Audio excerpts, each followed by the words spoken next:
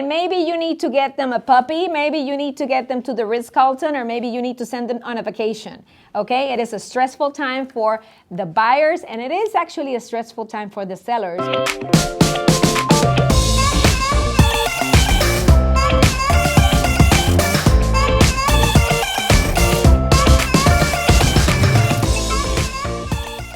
Hi guys, Helen Hernandez Archer here with Lux Living Properties at Compass here in Atlanta. And today we're going to be talking about why has your offer not been accepted? What does the seller want?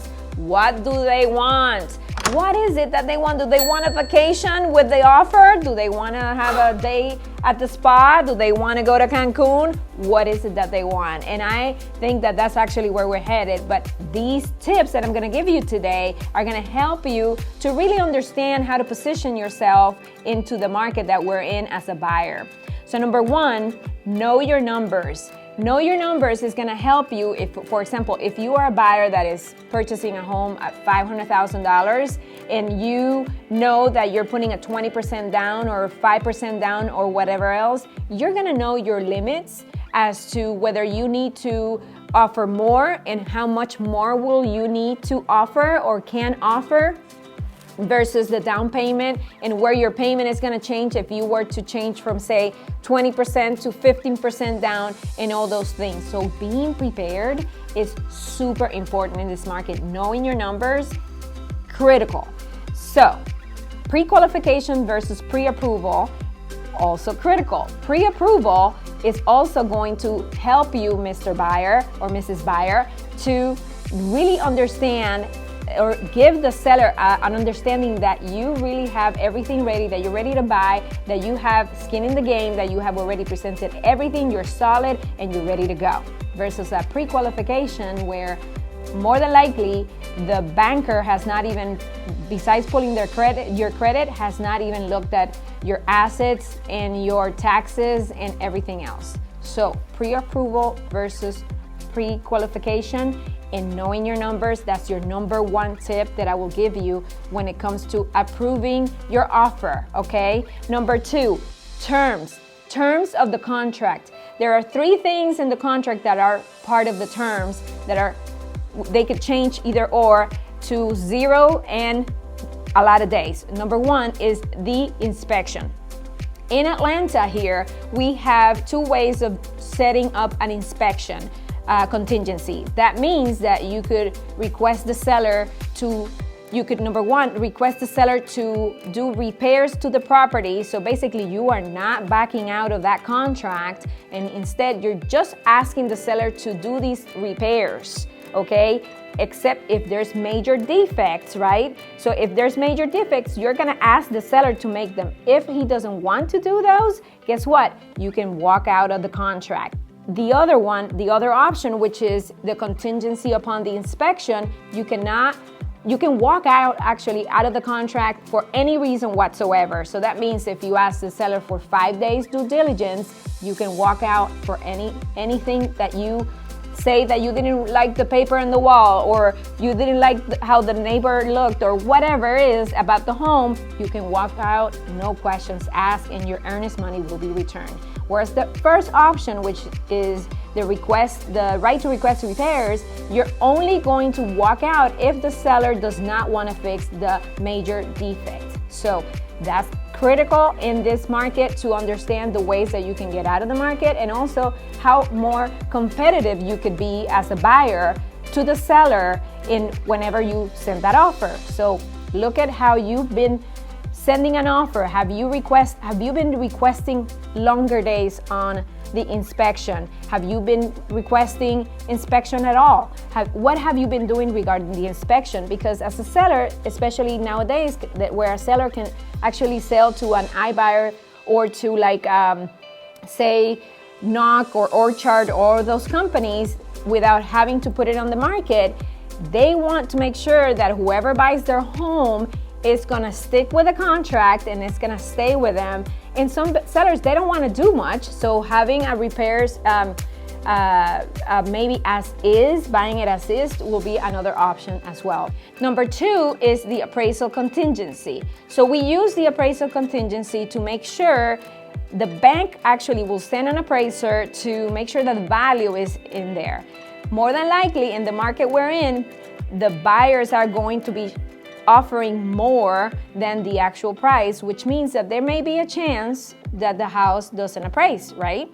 So what do you do as a buyer?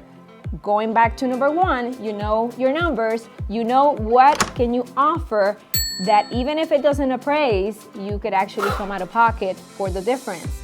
But the terms on the appraisals, especially in this market, people are doing 0 appraisal days. Again, if you go back to knowing your numbers, you can actually do the 0 appraisal days, or you can actually do what we just talked about, the inspection or due diligence, and run the appraisal time during that 10-day that you do the inspection. You could actually do the appraisal within that time, and if it doesn't appraise, you get out. And if if for some reason there's something you don't like about the house, you get out. So number one, again, is the inspections, the terms on the inspections, the appraisal terms, and number 3 is the financing contingency.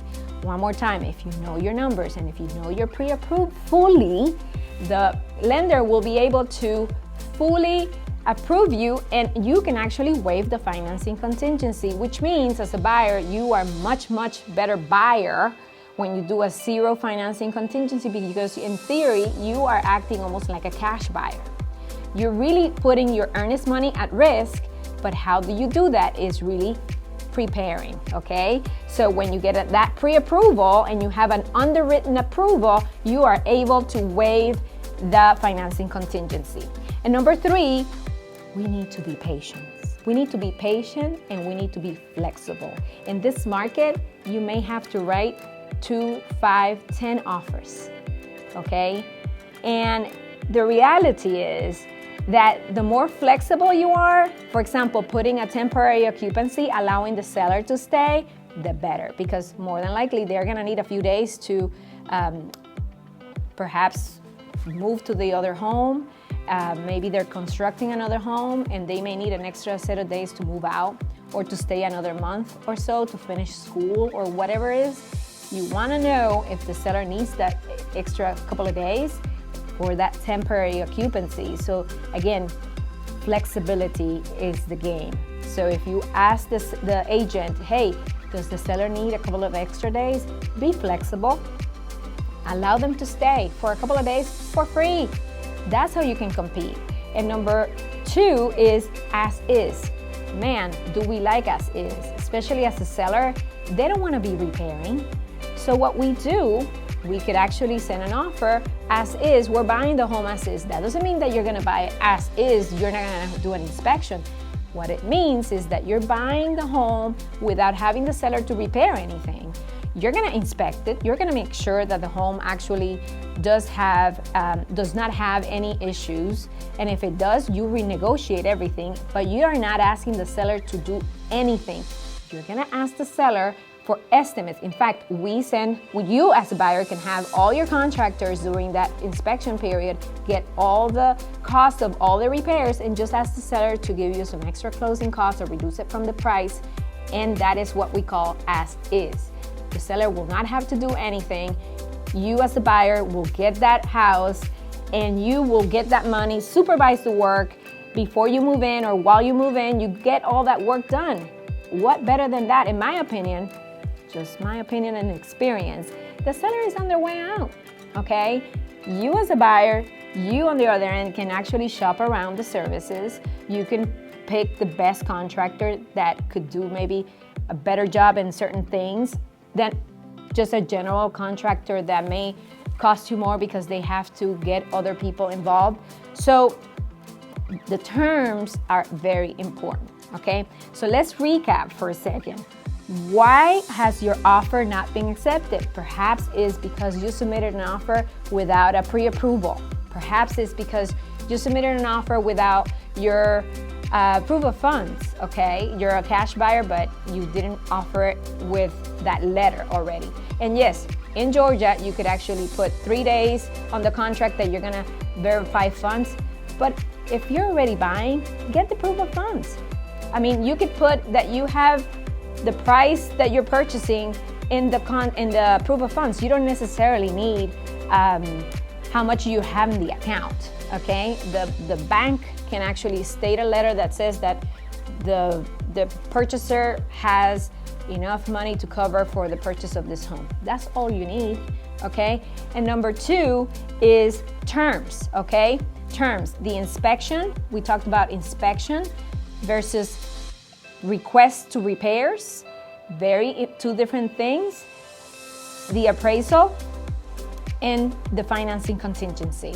And number 3, your patience. Be patient and flexible. Flexible on the terms as is or temporary occupancy or anything else. And maybe you need to get them a puppy, maybe you need to get them to the Ritz-Carlton, or maybe you need to send them on a vacation. Okay, it is a stressful time for the buyers, and it is actually a stressful time for the sellers because they have a lot of showings, they get a lot of offers.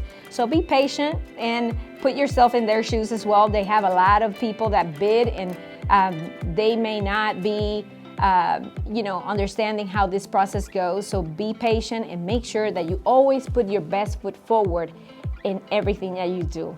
I'm Helen Hernandez Archer here at Compass Lux Living Properties. Take action. And if you like and subscribe, please click.